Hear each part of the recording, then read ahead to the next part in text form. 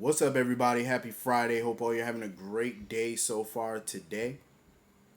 Getting into this episode of GH, I liked certain parts of this episode. I'm not gonna lie. I love the Davis girls getting together and stuff like that. Having a little powwow. Sam, Alexis, Christina, Molly. I loved it. And they were sitting around talking about Sam's relationship with Dante and stuff like that.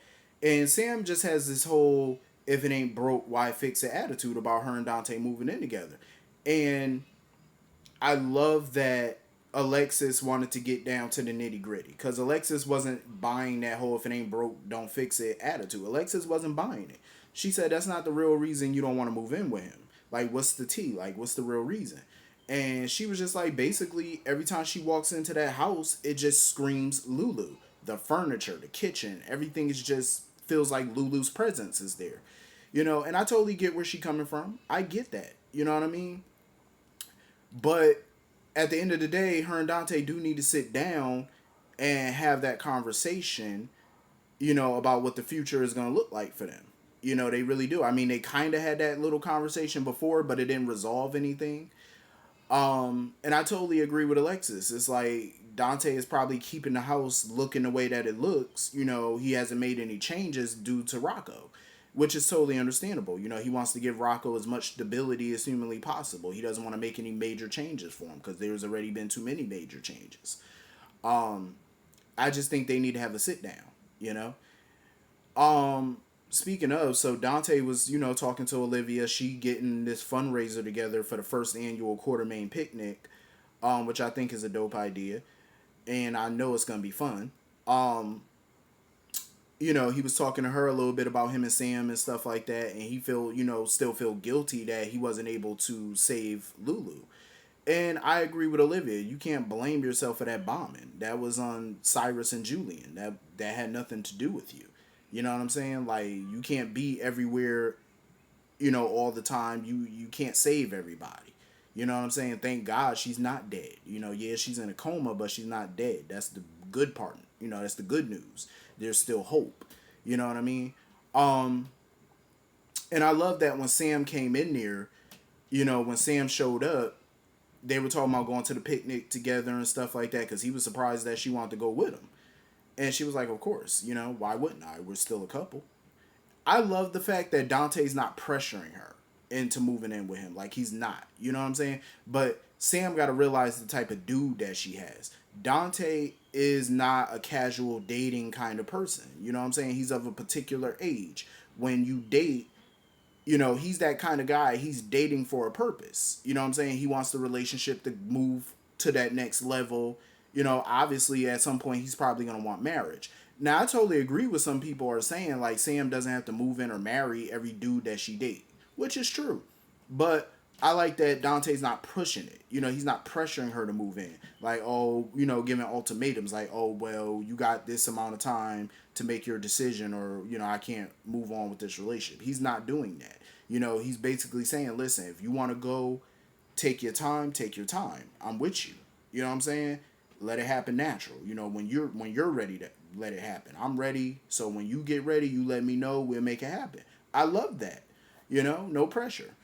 I do feel like when the time does come and she makes that decision on whether to move in with him, and if she does decide to move in with him, I hope that she has a sit down with Rocco, and she just has that conversation with him that she's not trying to take his mom's place, or she's not trying to replace his mother. You know what I'm saying? But I do feel like if she does move in with Dante, they need to have a conversation about remodeling the house. You know what I'm saying? Because Sam is going to want to make it her own. I mean, when you move in with somebody into their home that they share with somebody else, you're going to want to make it your own. You know what I mean? You're not going to want to sit on a couch that your man or your woman picked out with their ex. You're not going to want that. You know what I'm saying?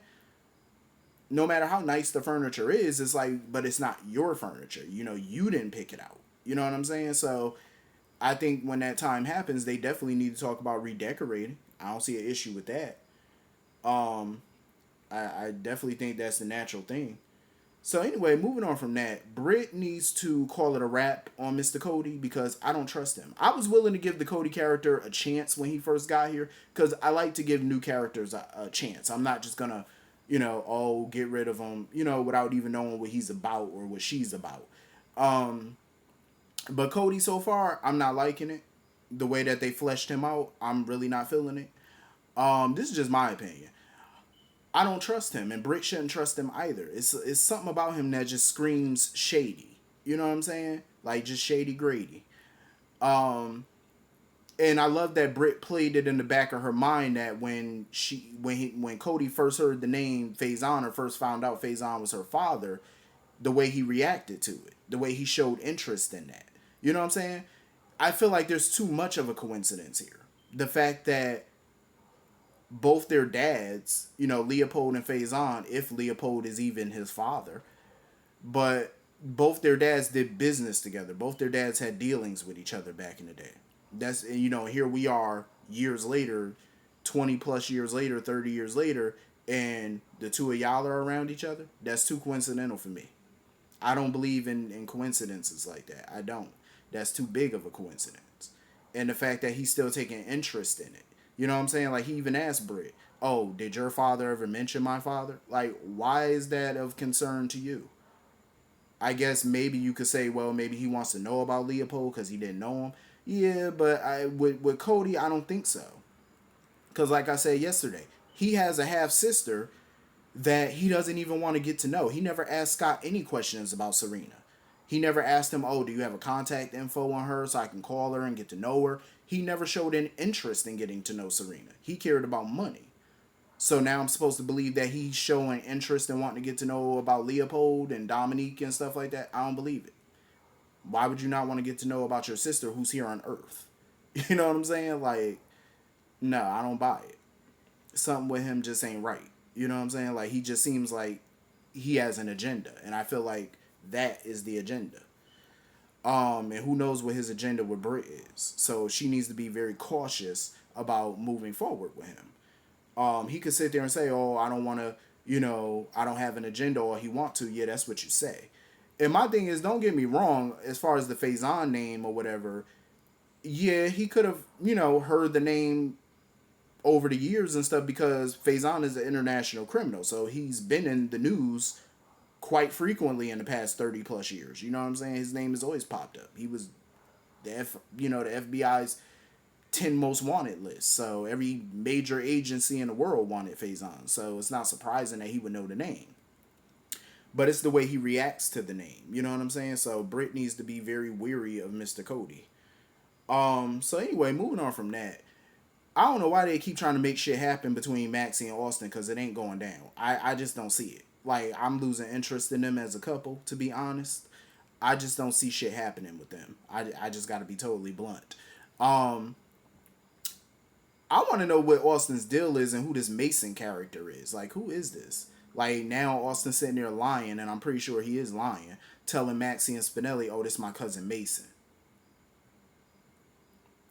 And then Mason talking about, oh, he talking about the Quartermain family Jews. Oh, you missed out on that. Please tell me y'all ain't out here trying to fleece the Quartermains in any type of way. Like, what are y'all up to?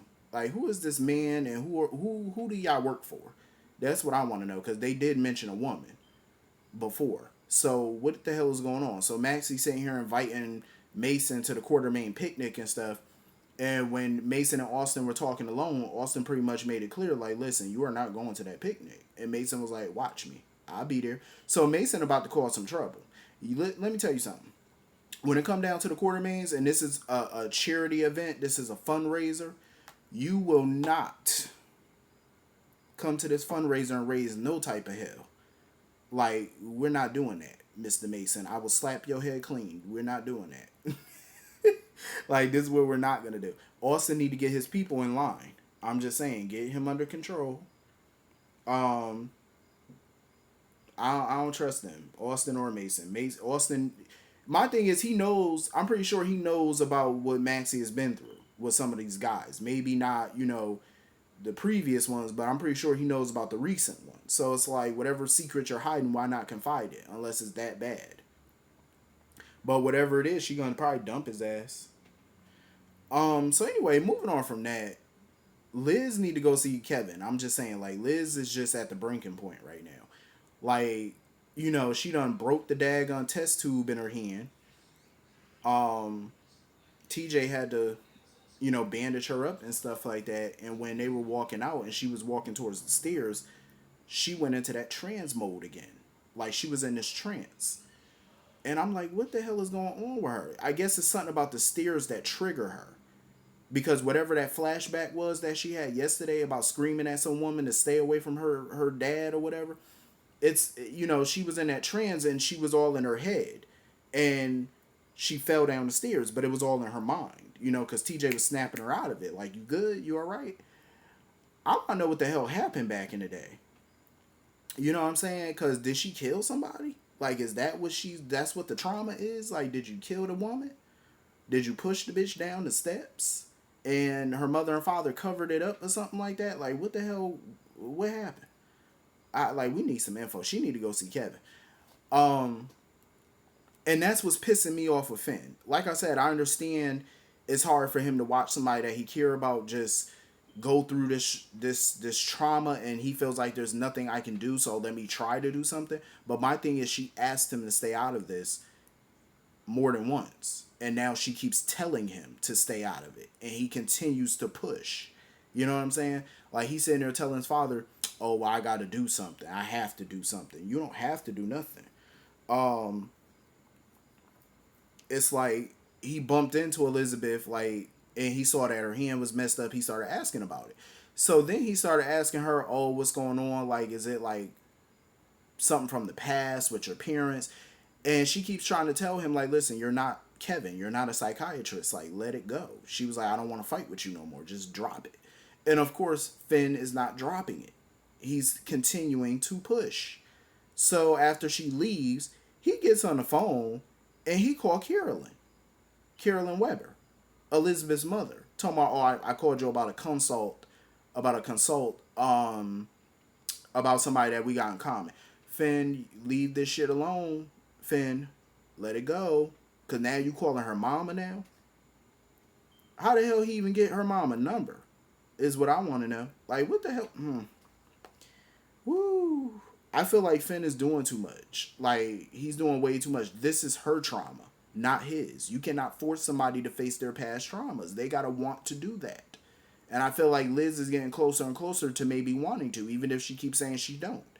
The more she's having these flashbacks and stuff like that, I think she's starting to want to, at some point, open up to Kevin and stuff. But let her open up to Kevin. Finn is not a psychiatrist. He needs to back the hell off. Like, he's totally disregarding, what she's asking him to do. He's disrespecting her boundaries. Like, and I get that in his mind, he thinks, oh, I'm doing all this in the name of love. And no, you're not. You're doing this for yourself now. It's not about her. It's for you. Your need to fix things. Your need to handle things. Let her handle it. Like I said, this is her trauma, not his. Like, when he first came on the show and stuff like that, and he lost his wife and he was dealing with that trauma any way that he felt like dealing with it. Nobody forced him to get help. You know what I'm saying? Like, he dealt with it how he wanted to. So let her deal with it how she wants to. Or not deal with it. That's up to her. This is her past, not yours. Um so anyway, moving on from that. Um I'm liking how little Violet pretty much was kind of pushing those buttons with Gregory and Alexis. I like the whole dynamic of Gregory and Alexis. Like, I want to see more of them. I feel like they definitely could be a good match for each other, because Gregory is that type of person. He's very headstrong, and Alexis is very headstrong. He pushes back against her. Like, he don't just let her have final say and do what she want to do. And I love how they go at each other, but they do it in such a fun way. It's not a combative way like anger or nothing like that. It's like, it's a funny pushback, and I love it. You know what I'm saying? Like, I could definitely see the two of them together. And I hope to see that relationship develop even more into something. Um, so anyway, hit the comment section. Let me know what y'all thought about this episode. And I will see you all Monday. Hope you all have a wonderful weekend. Have a great night. See you all later. Peace.